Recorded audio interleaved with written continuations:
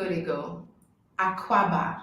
Welcome to African Experts with Vickie Remoe, the show that brings you African entrepreneurs, practitioners, researchers, and innovators with big ideas, solutions, and insights on issues shaping African lives across the continent.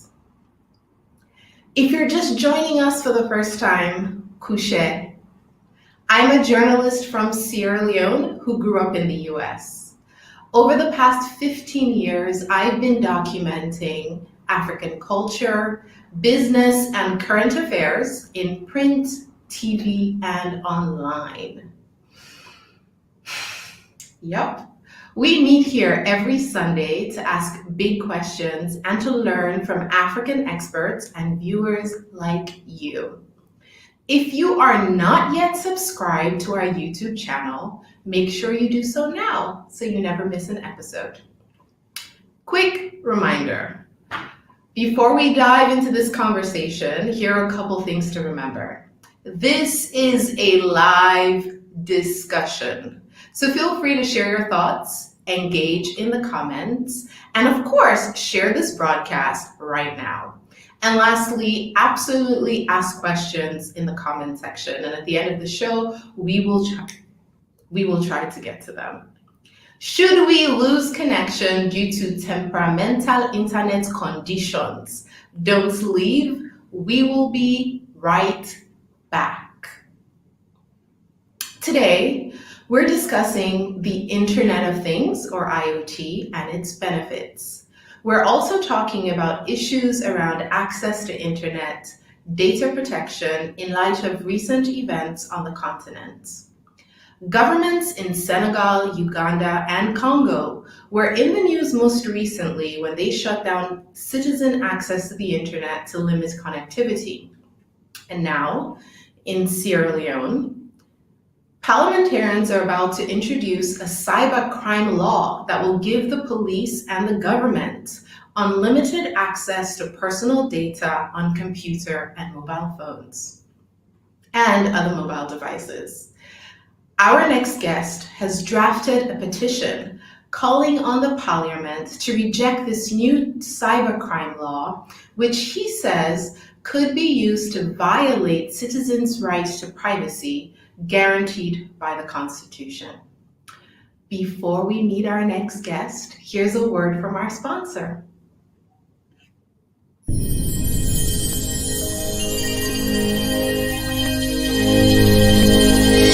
You're watching African Experts with Vickie Remoe.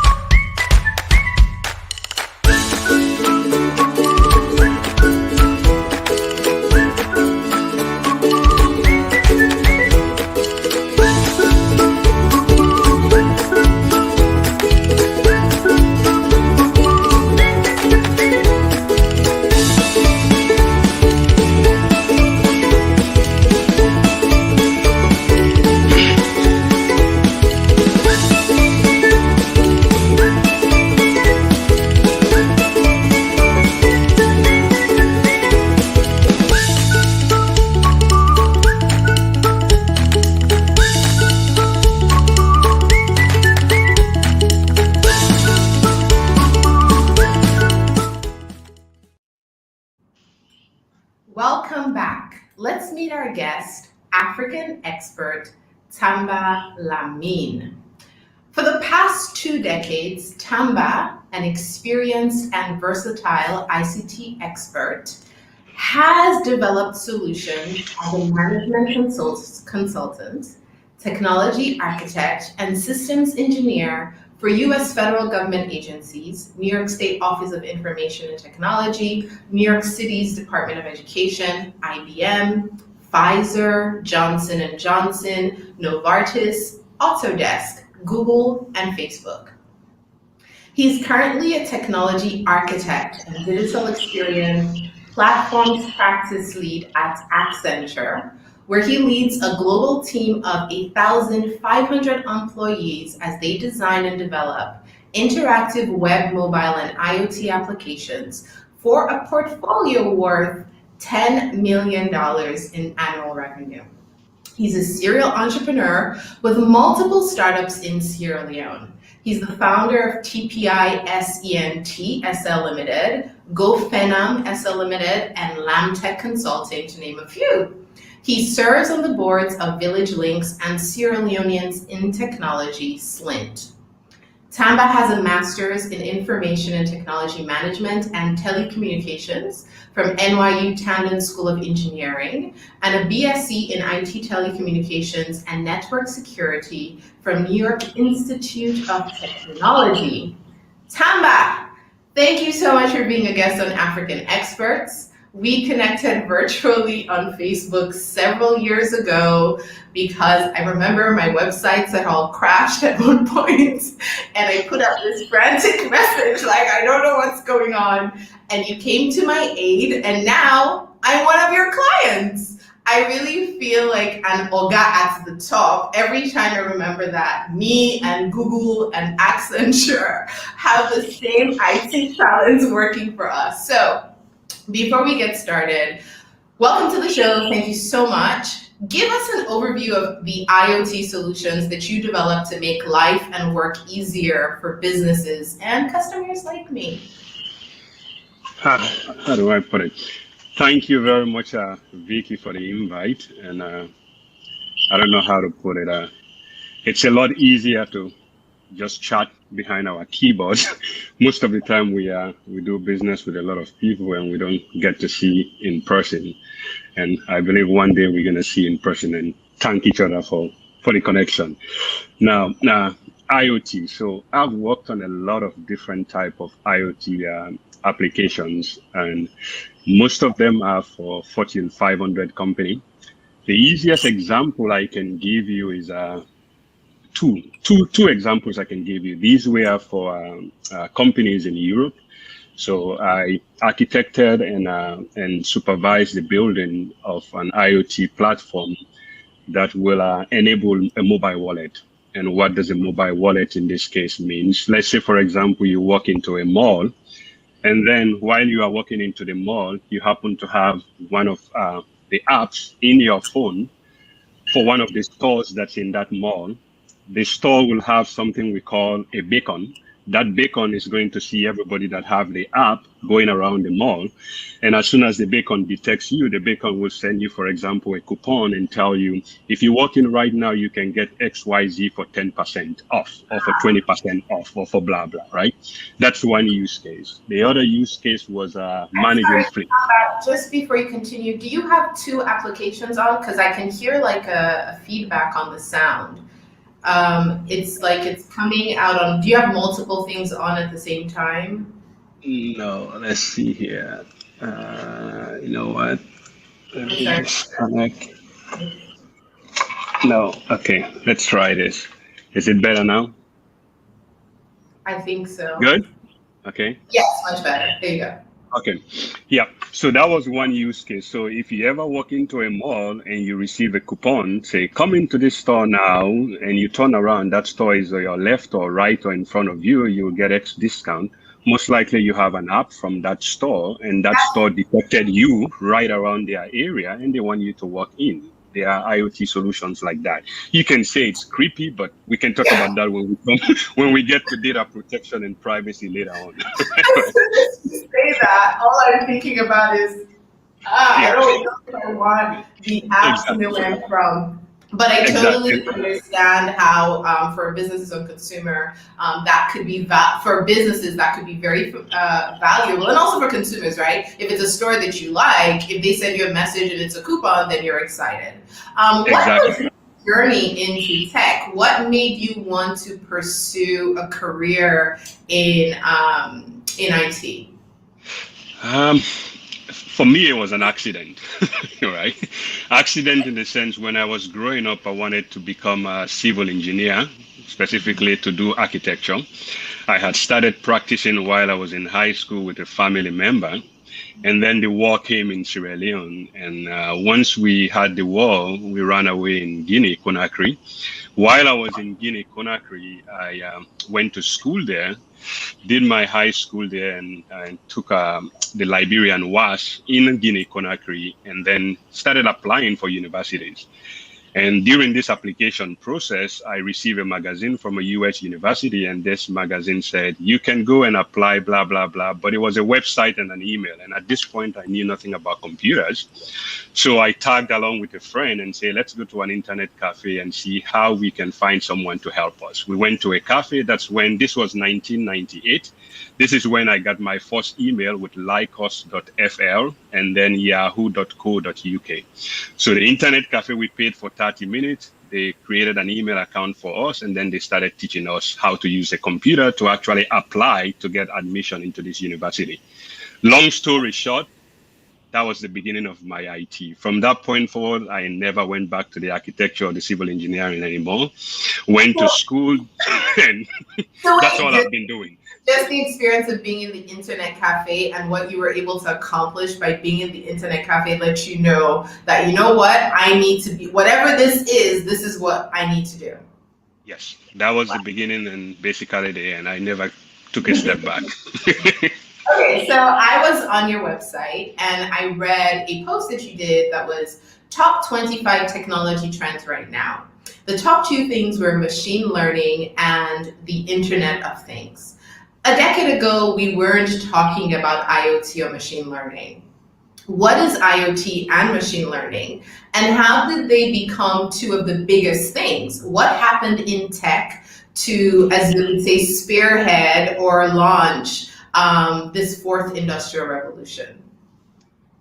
I would say, well, IoT, the simplest way to define IoT is anything that is connected, any device that have a switch to turn on and turn off, and that can connect to some network, whether it's an internet or it's a radio network, is an IoT device.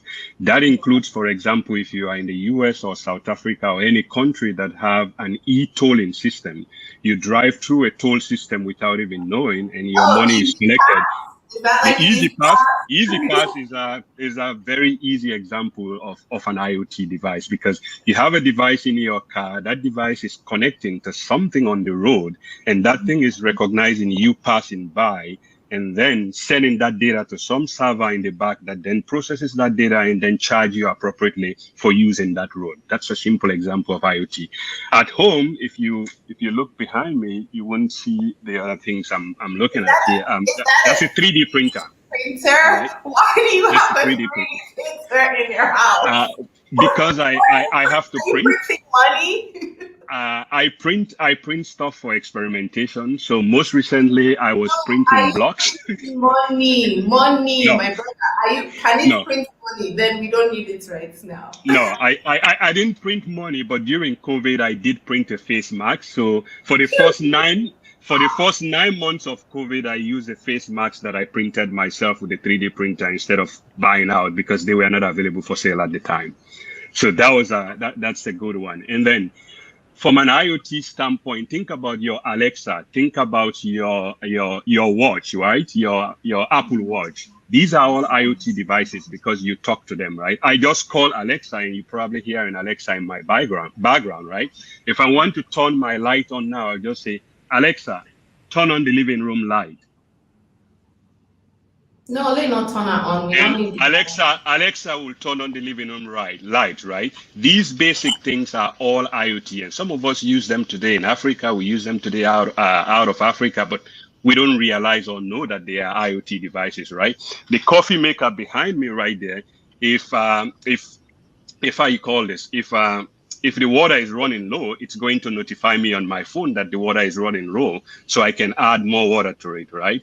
And if also the cartridges are running low, it will also notify me that they are running low, and I'll just press a button and they get ordered from from Nestle, and they get delivered home. These are all IoT devices, right? So your coffee machine lets you know on your phone, you have your coffee machine linked to your phone?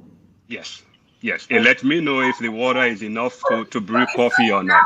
Understand that you're really into this technology thing. Okay, so we understand IoT. What is machine learning? And what I guess I'm trying to get at is what happened in technology that propelled machine learning or enabled machine learning and IoT to kind of be these two defining technological trends that are impacting our lives right now and I guess into the future.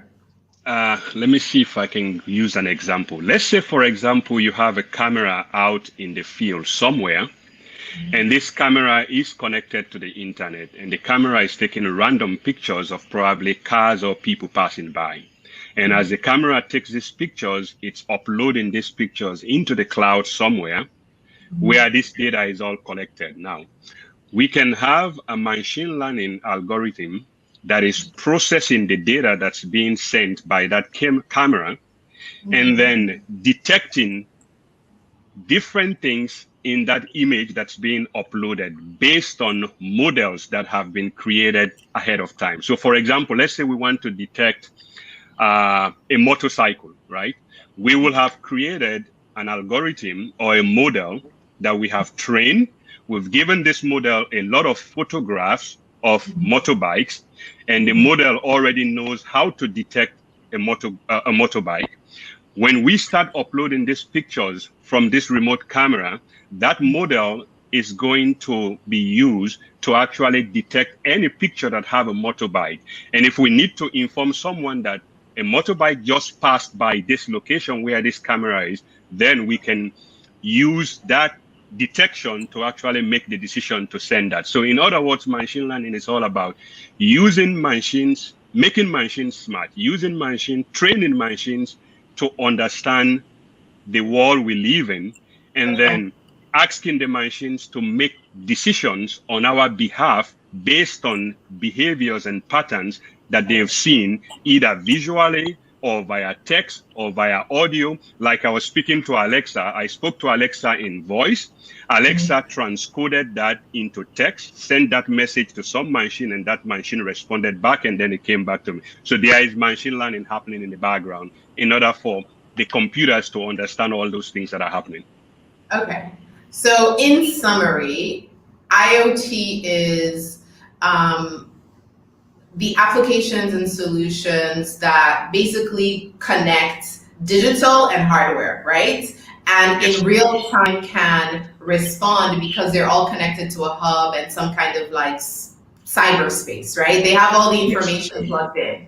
And then machine learning is a computer's ability to basically collect a lot of data and process that data and be able to kind of tell us things based on all the data they've processed that we may not be able to know because we can't process all that information at the time. And so basically the machine can handle bigger data. It's like we're getting the machine to do human things because superhuman things, right? Because superhuman things is the key word, right? Like what Superman, like how Superman was like flying and Superman can see things, hear things, and before we even know it, like Superman knows like this tree is going to fall and Superman will just go there. Like, so we're getting the computers to do machine learning like Superman. I can give you another example. Imagine you travel a lot, right? So you travel from one location to the other, you use your debit card or your credit card, and all of a sudden you get a message on your phone that, hey, are you the one who actually used your credit card at location XYZ? Right. It's very possible there is some machine learning algorithm in the back that is learning, that has a model that is trained on a model that is understanding your pattern of travel. And if you travel outside your boundary, it applies the model and then process that information and then send you a message and tell you that, hey, it looks like this is not the place you usually go. Are you really in that location? Right. So all these automated things we get, most of them have some amount of machine learning in the background, something going on, making decisions. How did we get here, though? I guess what I'm trying to understand is what happened was there like an incident? Was there someone in a lab? Like, how did we get here in terms of technology, right? Like, okay, the internet starts and, people are building websites, people are doing We have the internet bubble, internet burst. When did technology move to that? Like, what happened? How did we get to machine learning like this? Or was it like inevitable because the more data, you need to process more data, and as you process more data, this is just like the natural course of things? There are several things that came before that. So think about the telegraph came in 1830s. Between the 1830s and 1840s, that's when we had the first landline, right? Fast forward into 1998, we have IPv6, which made it possible for us to have billions of devices on the internet, right? And then think about GPS technology. GPS technology became popular everywhere else. Now, we are generating a lot of data. And as we are generating more and more data every day, humans are unable to process that data to make decisions. In fact, we still have a lot more data sitting down in warehouses that nobody knows what's inside of that data because it used to be processed by humans or other type of software that is not as advanced as things like machine learning, right? Mm-hmm. But it's all about generating a lot of data, and we don't have all the human power to be able to process that data to make insights of that data. We are getting lazy every day as human beings. We want to get things easy. The internet is becoming very popular. Broadband internet is available in places where it didn't used to be available. Mm-hmm. Phones are available everywhere. So a combination of all of these things, and then cloud computing add on top of it. A small company from Ghana or Sierra Leone can now build software based on AI and machine learning by leveraging cloud computing without paying billions of dollars to set up a data center in Ghana, right? When you put all these things together, it just becomes a natural fit for it to happen. So it's a combination of things. A lot of data, internet available everywhere, humans getting lazy, we want automation, and the rest is it's history. Sure. I'm glad you brought Ghana and like Sierra Leone, right? Okay. So this is the thing. Whenever we're talking about, are we still on? Yes, we're on. Sorry, I thought we got disconnected. Ha! Whenever we're talking about IoT and machine learning or fourth industrial revolutionary technologies, we also have to remember that the majority of Africans live in countries with 19th century and 20th century infrastructure. And by that, I mean, before we even talk about the tech infrastructure, we don't even have the basics, right? Power, lights, and electricity are still like a major issue. And then in those countries that have a steady flow of power, then the internet is too expensive, but the internet penetration is low. And then in places like Sierra Leone, there's then the question of digital literacy. When folks have access to the internet, their usage is limited to Facebook and WhatsApp and social media platforms. Some people in the international development world think that African countries should focus on the basics first, and then they can catch up on the tech revolution. I don't think so, but I'd love to hear your thoughts on this kind of international development / tech paradigm and how we can, as Africans, perhaps leverage 21st century technologies like IoT and machine learning as we deal with 20th or 9th, some of us are even 19th century problems. First, I would say, do we need the basics, right? It depends on your definition of the basics, right? One of the basics I think we need is internet, right? You need high-speed internet. You can't do anything without that today when you think about machine learning and IoT, right? Now, how you bring that internet to the people, you can use 21st century technology to bring the internet to the people, or you can use 19th century technology. That's where I think the differentiation comes in, right? We as Africans have been behind since the 19th century in many things, right? So if I am putting together a solution today to bring basic internet infrastructure in, say, Sierra Leone or Ghana, I'm not going to use 19th century technology or 20th century technology. I'm going to use the latest and the brightest and the leading technology in bringing internet to homes. And that connection may not even be a cable. I'm not going to probably put any cables on the ground. I'm going to probably focus on wireless because it's cheaper, it's modern, it's now faster, way more faster. And sometimes you can compare the wireless speeds now with our old traditional cable speeds, especially for local connections, right? So if a country is spending money on connecting all type of copper cables for making internet available everywhere in Africa, then they are probably doing the wrong thing, right? They should be thinking about, but that basics need to be there. If you think about servers, let's say, for example, today, most of our companies in Africa still have servers in their back room, right? Something that looks like this. This is a server rack. That's a server rack I have, right? A server room. You're going to see something like this. You're going to see machines inside, but if you look here, here is my server, but this server is so small, I can hold it in my hand and show you, exactly how small it is, right? This uses how much data can you store on something like that? This one with the memory it has inside, this stores up to 2 gigabytes of memory, of storage, right? But let's forget about the memory, but this uses less than 20 watts of power, right? I can take this to my village and actually use it with solar and be able to power it. But if I buy the big server and put it in my back office, I need a lot of electricity to power that. So you also need to think about what are the new ways to have servers and what are the new ways to have electricity. But should you even have a server in your back office? Probably not, right? Most of the companies today are using cloud computing because the internet is now fast and we can connect to the cloud much faster, and the cloud is a lot secure compared to our internet connections at home.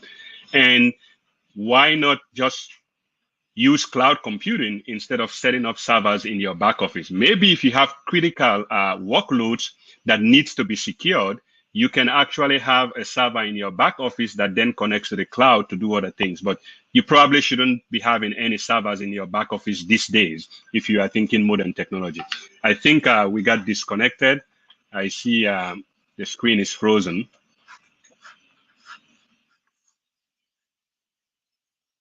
Hello, can you guys still hear me? Okay, it looks like Vickie got disconnected. We're talking about internet and fast speed and other things, so we can understand. Let's give them a few minutes to come back in.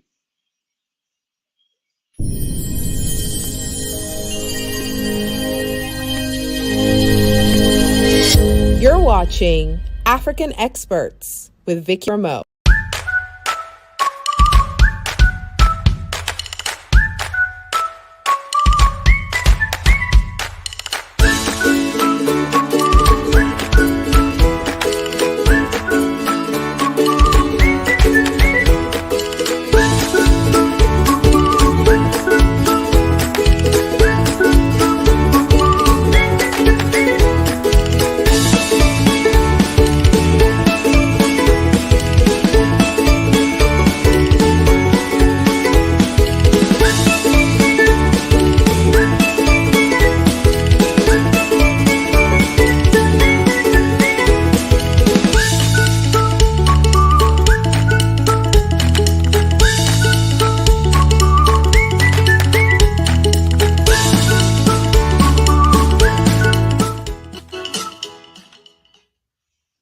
Welcome back to the show. If you notice a change in lighting, that's because in the middle of our broadcast, my power went out.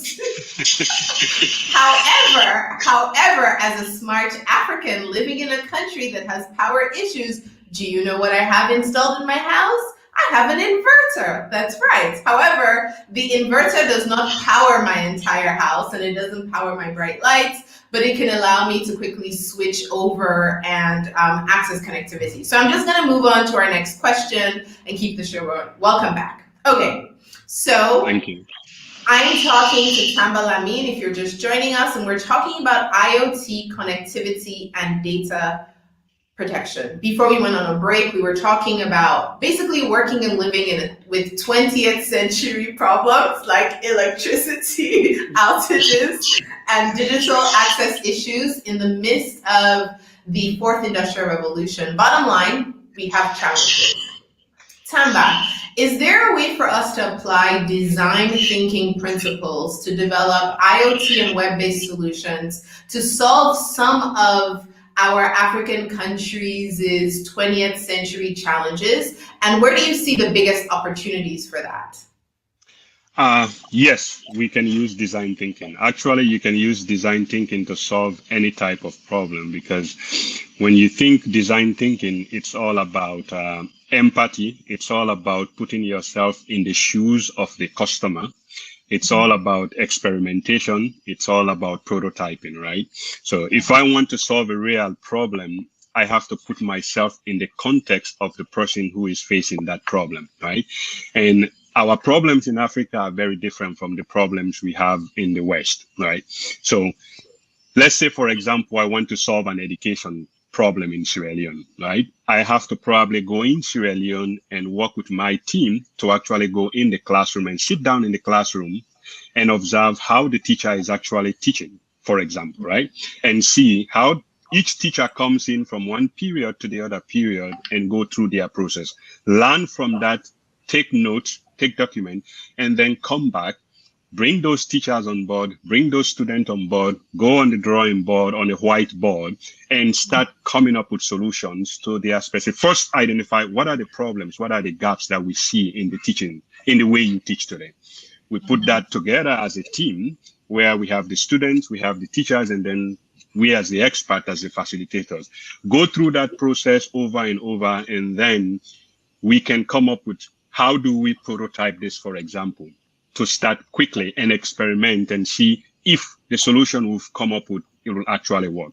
We can create that prototype quickly, put it out in the field, and actually test it, student test it, and then the teachers test it and everybody else test it. And if that solution works, then we can then scale that solution for the entire school and then scale it for the entire community, entire district, and entire city, and entire country, and the rest is history. But just trying to solve problems in a vacuum without actually putting yourself in the shoes of the customer doesn't help. And we stand a better chance in Africa to be able to do that because we as Africans in Africa, we already have access to those things. We don't have to wait for the ready-made solution that came to us based on some other different use cases, right? Like the electricity problem you are having now. Most people don't have those type of problems in the other parts of the world where I work, right? But in Sierra Leone, we do that. So whenever I'm trying to solve a problem in Sierra Leone, I think electricity first. With my team, I don't use Zoom with my team in Sierra Leone because Zoom consumes a lot of data for my team. So instead, I use an open source platform that I found out uses the browser and consumes less data.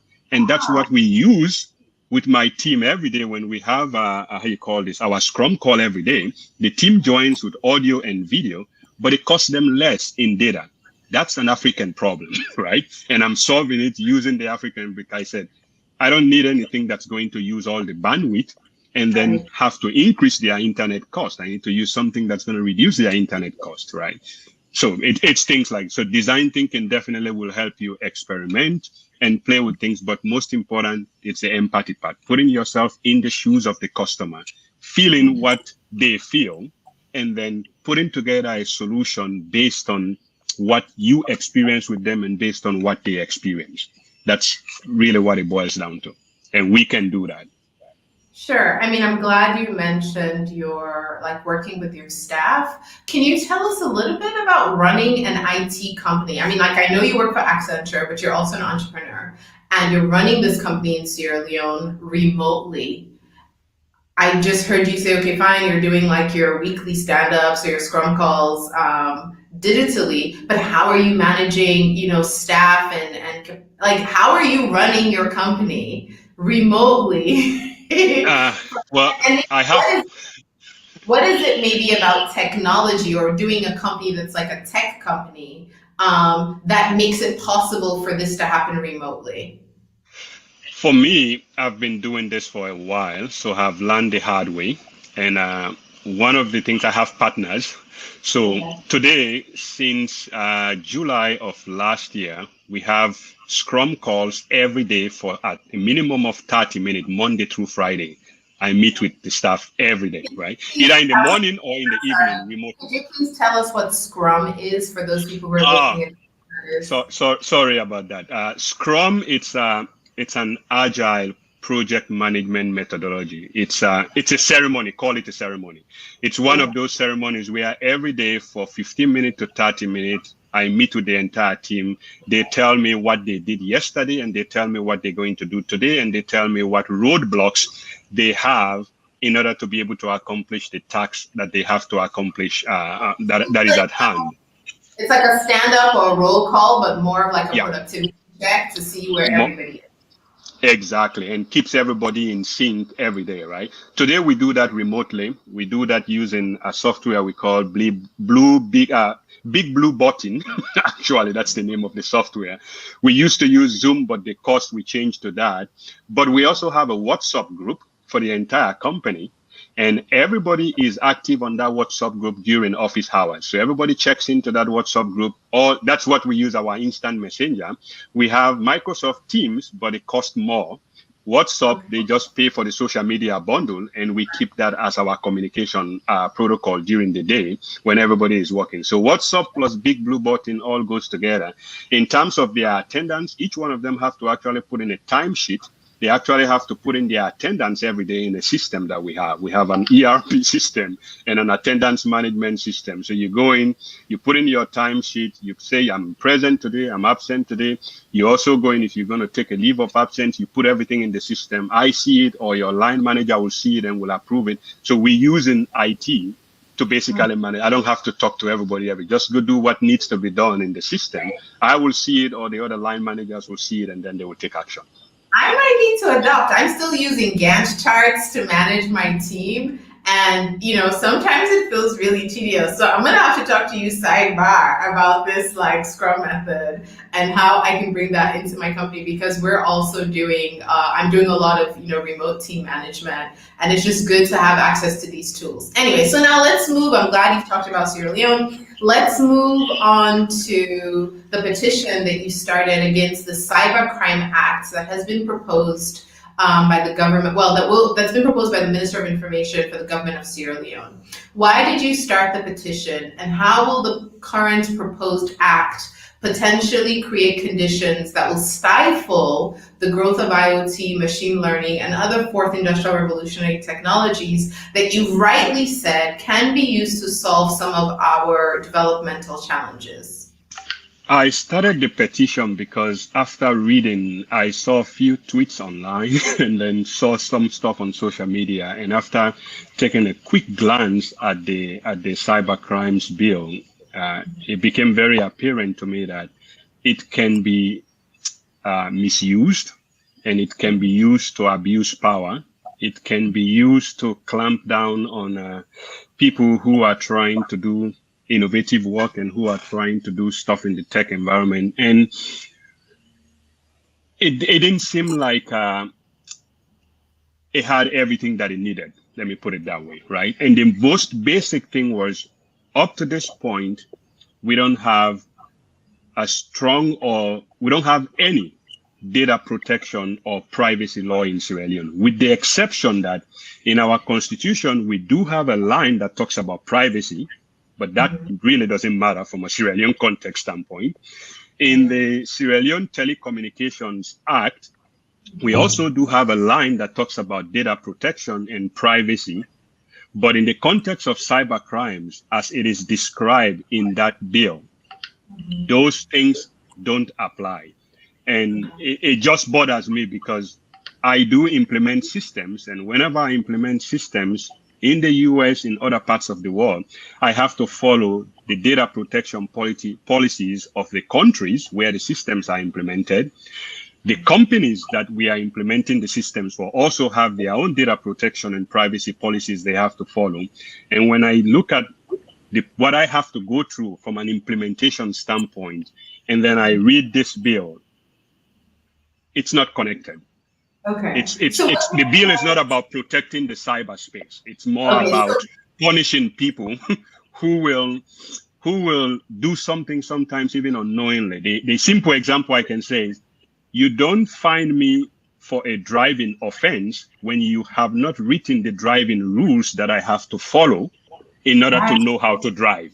Right. So what you're saying is we're kind of right now with the Cyber Crimes Act putting the cart before the horse. If you're saying that you want to protect people's, data, you want to protect,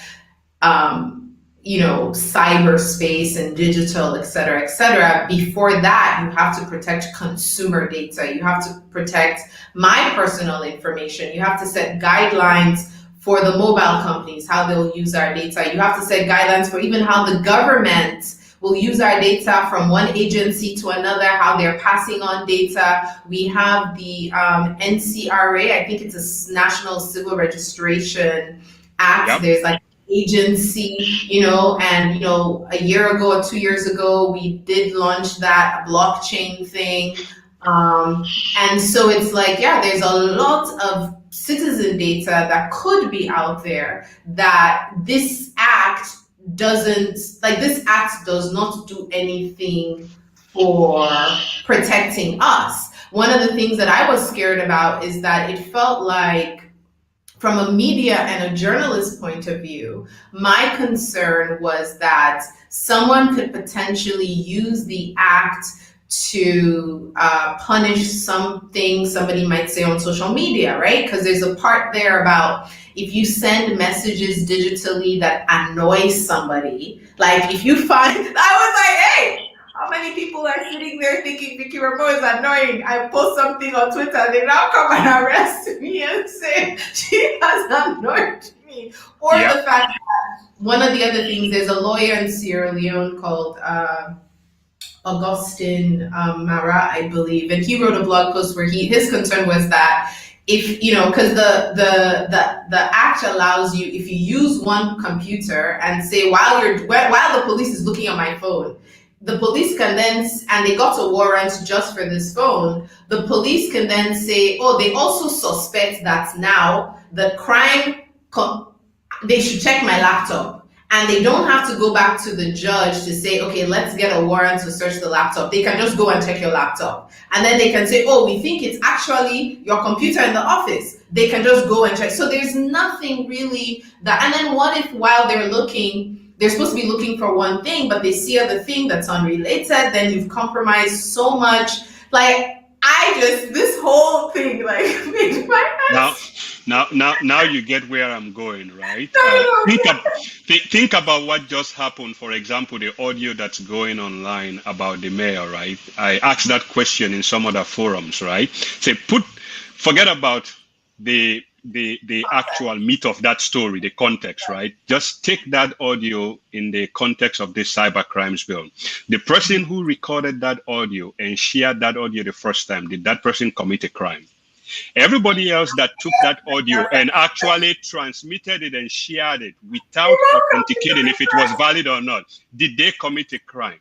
And if every one of them committed a crime, are you going to arrest all of them? And if you do arrest and investigate them, how are you going to find them and blah, blah, blah? And what if the audio was not authentic?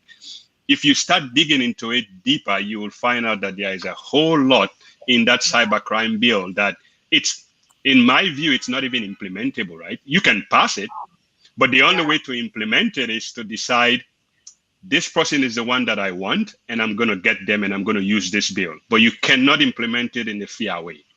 That's Absolutely. The bottom line.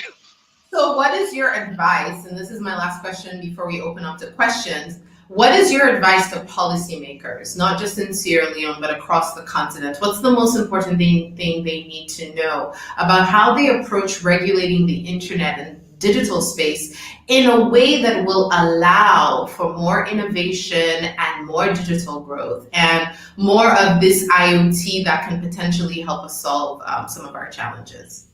I will say start with the basics to some extent, and the basics is the cyberspace is big. The internet is big. A lot of things happen on the internet.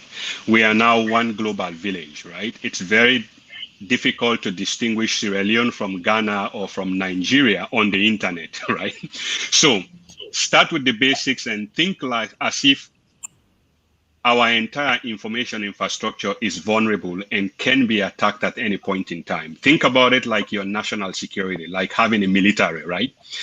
Think about defense in depth, right?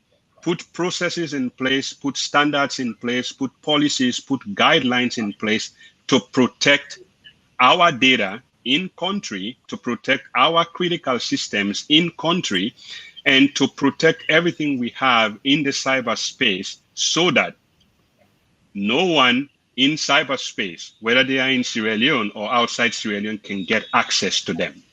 Once you have those processes put in place, those standards put in place, and you train people on how to actually follow these standards and use these standards, and you actually require companies or MDAs to prove that they've actually provided training to their employees on how to actually follow these standards, how to protect their data, how to protect their password and all those things. Then you can enact a strong cyber crimes bill that will then say, if anyone violates these things based on these standards, you will be punished, and that punishment is imprisonment of XYZ or a fine of XYZ. That fine or that imprisonment should not be left to be made by a judge or by a minister or by anyone. It should be very, very prescriptive in the bill, and that would be my recommendation. But start with it's all about the defense. Don't wait for someone to hack your system, because once it's hacked, you cannot get back. There is no way of going back, right? It doesn't matter. Even if you arrest that person and lock them up, and even if you put them on death row, the damage is already caused. That's true. You don't want to get to the damage. Of course. Okay, we'll take a short break and we'll be right back.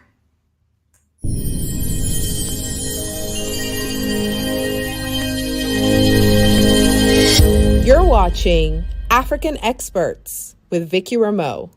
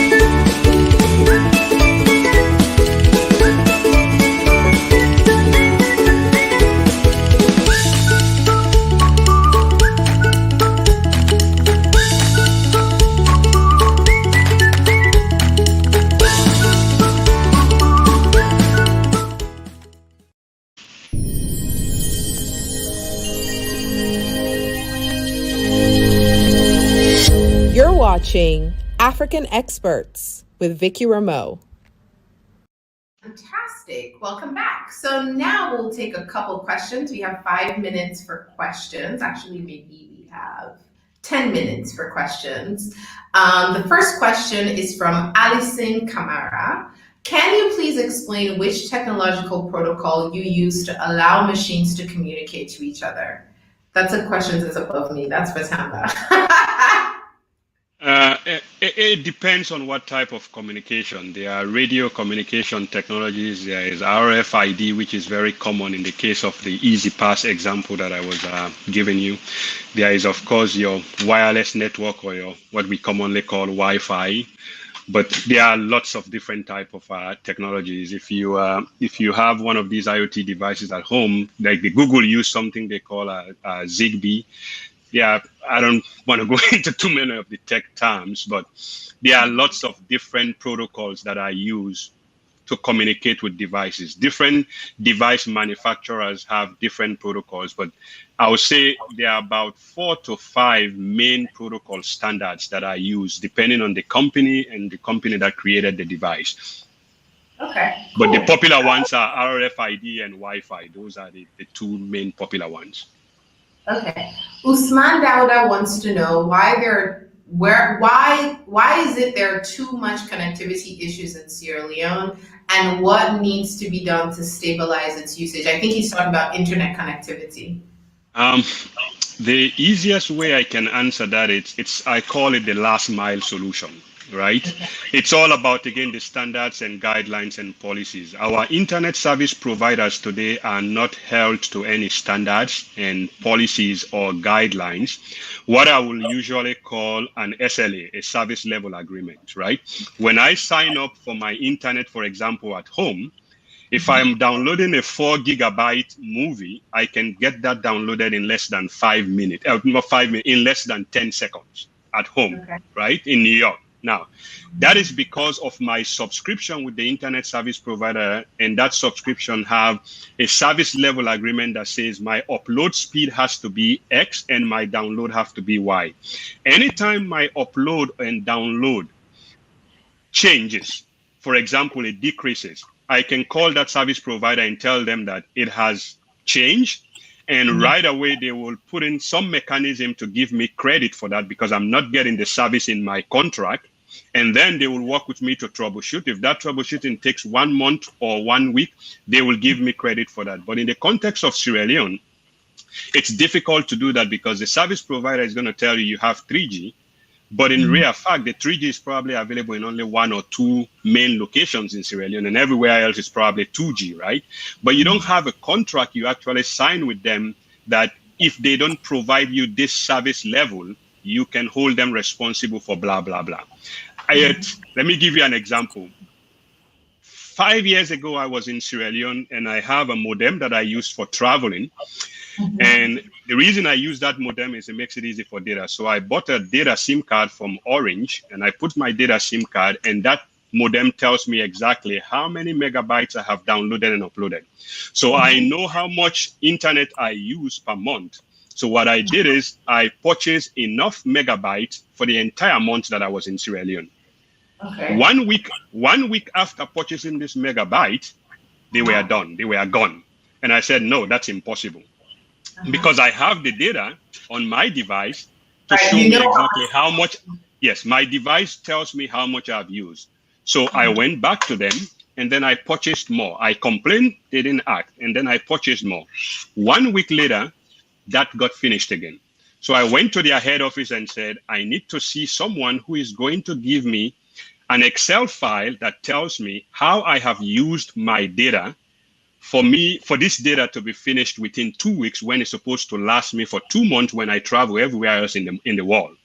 Nobody wanted to act, so I had to play some tricks, but luckily somebody came to my aid. And when the person came to my aid and gave me the Excel sheet, they said, well, we haven't tested our system very well, so there is a loophole somewhere. This calculation was not right. As a result, they actually refunded me about 1,500,000 leones that day. Wow. This has happened to me 3 times in Sierra Leone. Okay, pause. So it is then quite possible that everybody in Sierra Leone is having the exact same problem, not just with one network, but all of the networks. But because they have no way to monitor it and they don't have the kind of like vigilance that you did, it's quite possible that, my God, what? And the sad story about it is at the time I went to actually NatCom and I explained to NatCom. NatCom told me they had a consumer affairs department. I went there and they gave me a very long process to follow. I said, I don't have time for that. I went to a few friends who are in journalism. I said, can I write about this? Can we talk about this? Can we basically bring this to the public? And some of those friends could tell me, well, Nami biggest advertiser than that, they are not going to write them. All right, we're going to move on to the next question. Okay, so, Alimatsu Dimoniken wants to know how she can get involved with your petition. The easiest way to get involved is I can share the link later on. It's on change.org. Once the link is shared, you can sign the petition or share it with your friends and basically raise awareness. Okay. And I will also put it on Facebook page so that Facebook and Twitter pages so people can access it. And to add on to that, part of Sierra Leoneans in Technology group, I am working with a group of other members and members from other organizations. Within the next 48 hours, we're going to be pushing out our communique, a very thorough review of the cyber crimes bill, identifying all the areas that we found that are issues and making recommendations and why these things are important to be addressed. That communication will be going out within the next 48 hours. And we want to make sure that every citizen or everyone knows what's inside so that we can take action. Yeah. Mohammed Levy wants to know, what are the limitations with the use of IoT devices in places like Sierra Leone? I would say connectivity is going to be your main problem. Because if you are in Sierra Leone, we don't have any local data centers in Sierra Leone. So if you have an IoT device and you have an app, your app is most likely going to be in the cloud. That cloud data center is going to be hosted probably in London or in Frankfurt or in Ireland. So speed of light from Sierra Leone to Ireland or to London, that's a natural problem we all have to go through. So that could be one of the problems. But with most IoT devices also, the data transfer, the protocols that you use to transfer data doesn't usually require very high bandwidth, right? So most of them can manage it if you build it the right way. So if you're going to face any problem, it will be connectivity, but most of them can handle low bandwidth connections very well, provided you actually architected and program your IoT application very well. But you also need electricity wherever you're going to put that device, right? So you want to make sure it's a device that can probably be powered by solar, or it's very low energy to the point that you can use a battery. Otherwise, your electricity is going to be the other bottleneck. Okay, we'll take one last question. One last question? Are there any going once? Yes. Okay. Allison Kamara again, and he wants to know, do we have those IT security experts to do the necessary forensic investigations in Sierra Leone? Yes and no. I don't know of that many of them that are actually in Sierra Leone, working in Sierra Leone for the government.